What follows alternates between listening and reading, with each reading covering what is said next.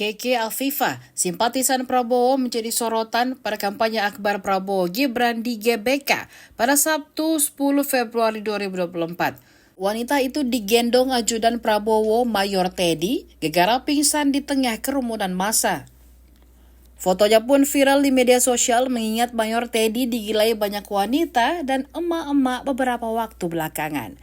Keke dirujak netizen dan dituduh berpura-pura pingsan agar mendapat perhatian dari Teddy. Siapa sebenarnya dirinya, lalu mengapa sampai harus meminta maaf kepada netizen?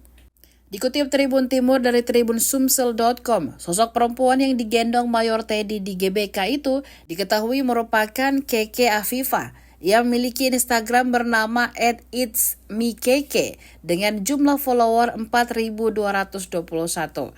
Namun setelah menuai kritikan, akun pribadi Keke itu kini telah di-private. Ia dituding berpura-pura pingsan, karena saat digendong Mayor Teddy, Keke Afifah masih bisa menopang kepala dan membawa ponselnya. Meski demikian, Keke Afifah pun telah memberikan klarifikasinya melalui story Instagramnya.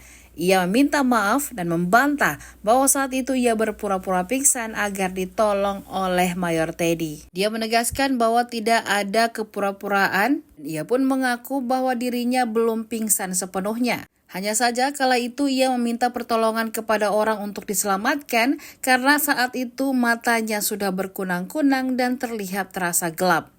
Bahkan Keke sendiri mengaku tidak menyangka jika ia akan dibawa ke atas panggung dan diangkat oleh Mayor Teddy. Diketahui sebelumnya aksi Mayor Teddy menggendong Keke itu terjadi saat kampanye akbar di GBK pada Sabtu 10 Februari 2024. Mayor Teddy yang tengah siaga langsung berlari ketika melihat seorang wanita pingsan. Ia pun langsung sigap menggendongnya ke belakang panggung. Download Tribun X sekarang. Menghadirkan lokal menjadi Indonesia.